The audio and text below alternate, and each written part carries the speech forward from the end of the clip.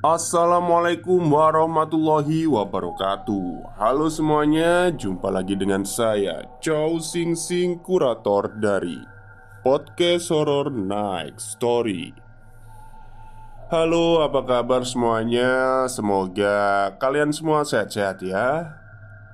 Dan seperti biasanya pada malam hari ini, saya kembali dan akan menceritakan sebuah kisah mistis untuk kalian semua. Kisah mistis kali ini saya datangkan dari blognya Mas Lukman, seorang pekerja sampingan ojol. Di sini banyak sekali ya kisah-kisah mistis yang dialami oleh Mas Lukman saat menjadi driver ojol. Ya, saat ini juga masih menjadi driver ojol. Oke, daripada kita berlama-lama, mari kita simak ceritanya. Namaku Lukman dan aku tinggal di Bogor.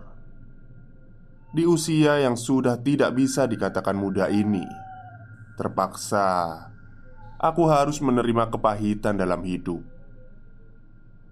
Sekian lama bekerja dan mengabdikan diri di sebuah pekerjaan kantor, namun aku harus mengalami PHK.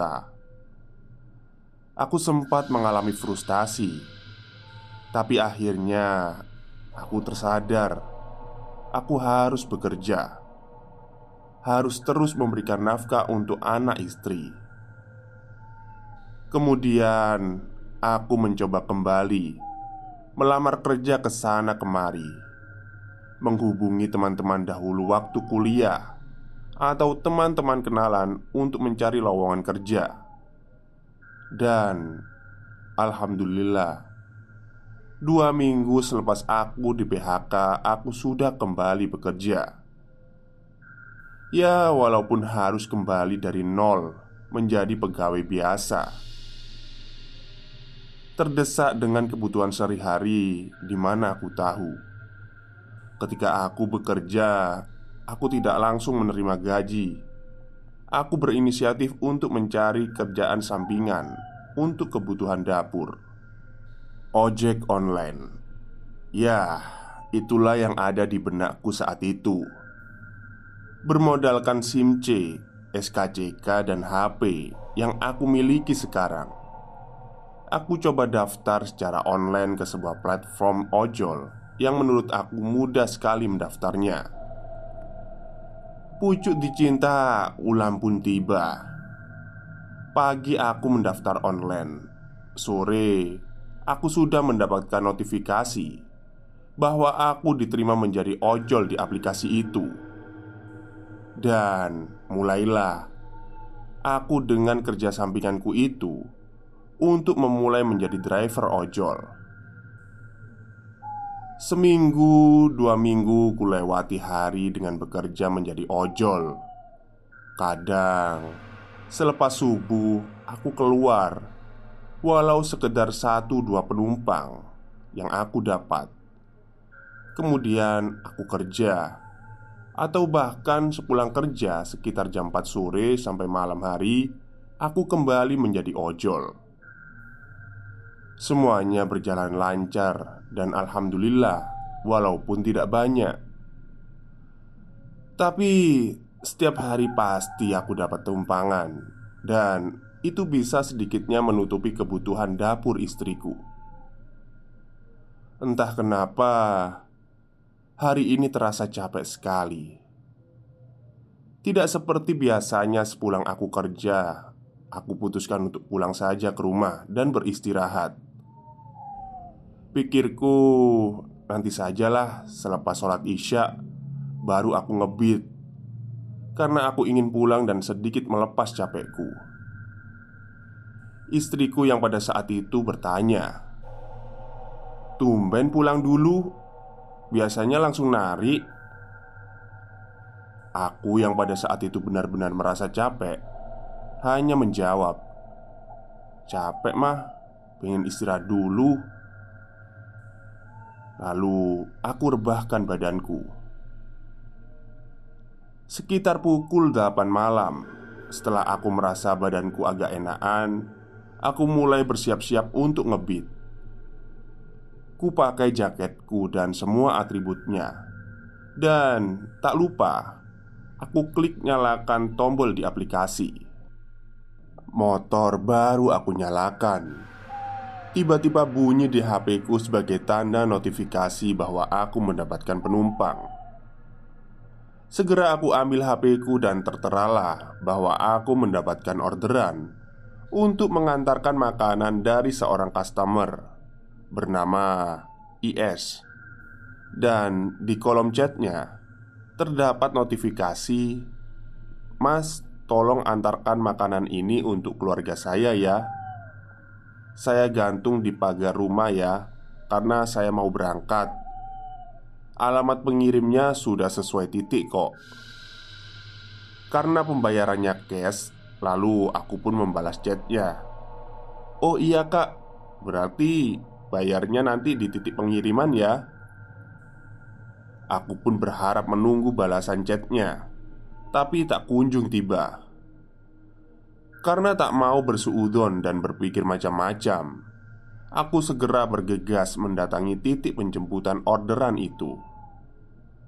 Pikirku, aku langsung mencari nomor rumah yang tertera di aplikasi.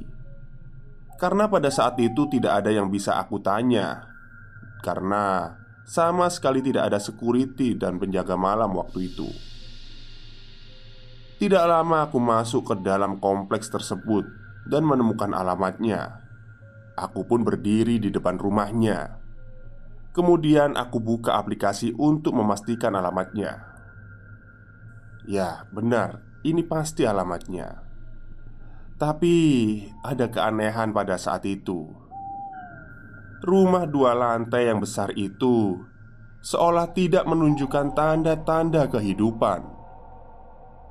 Lampu depan rumah mati dan aku perhatikan bahwa tidak ada lampu yang nyala di dalam rumahnya. Seolah-olah rumah itu kosong.